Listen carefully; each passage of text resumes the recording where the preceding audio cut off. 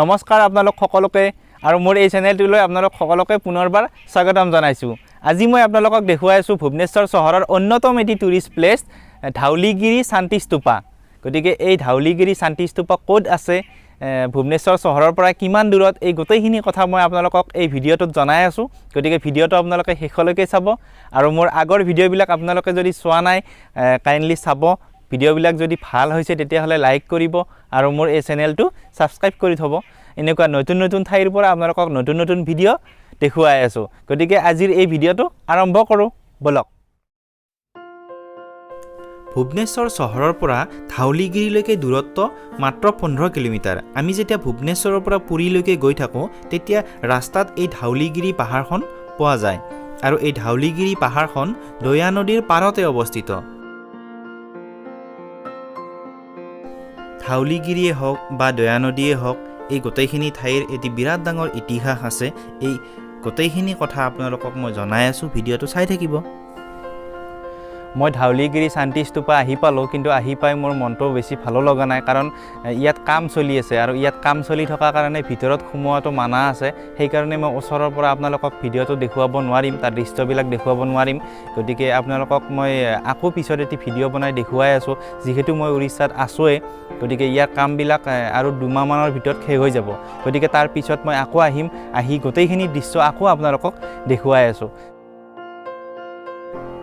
আৰু এইটোৱে হৈছে ধাউলিগিৰি শান্তি স্তূপা।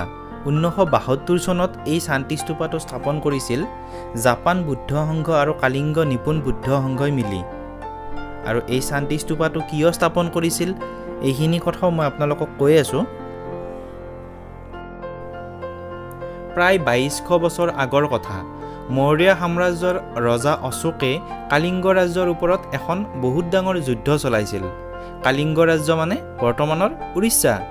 এই যুদ্ধত ৰজা অশোকে জয়লাভ কৰিছিল আৰু এই যুদ্ধখনত লাখ লাখ লোকৰ মৃত্যু হৈছিল আৰু তেতিয়াই দয়া নদীখন তেজেৰে ৰাঙলী হৈ গৈছিল।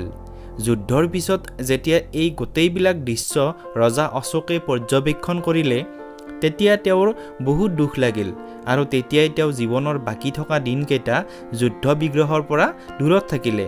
এই সকলোবিলাক তেওঁ ত্যাগ কৰিলে আৰু তেতিয়াই তেওঁ বৌদ্ধ ধৰ্মক আঁকোৱালি ল'লে আৰু জীৱনৰ বাকী থকা দিনকেইটা তেওঁ শান্তি ল'বলৈ মন কৰিলে আৰু তাৰেই সোঁৱৰণত এই শান্তি স্তূপাটো স্থাপন কৰা হ'ল 1972 চনত। আমি যদি ভাৰতীয় ইতিহাসৰ পাত লুটিয়াওঁ তেতিয়াহ'লে আমি গম পাওঁ যে কালিংগা ৱাৰখন এখন বহুত ডাঙৰ ৱাৰ আছিল আৰু যিখন ৱাৰতে প্ৰায় 1.5 লাখতকৈও অধিক লোকৰ মৃত্যু হৈছিল।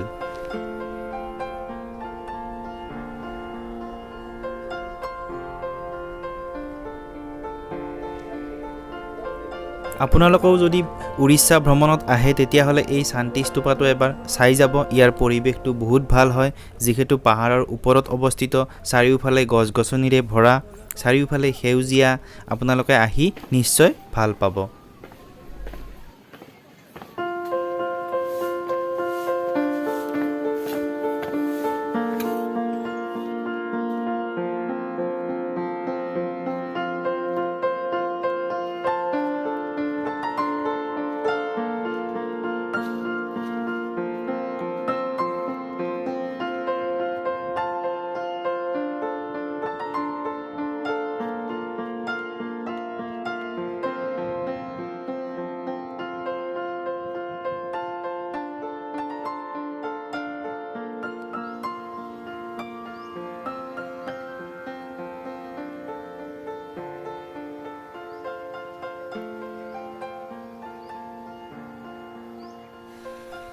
আজিৰ এই ভিডিঅ'টো চাই কেনেকুৱা পালে কমেণ্ট কৰি জনাব। যদি ভাল পাইছে তেতিয়াহ'লে লাইক কৰিব।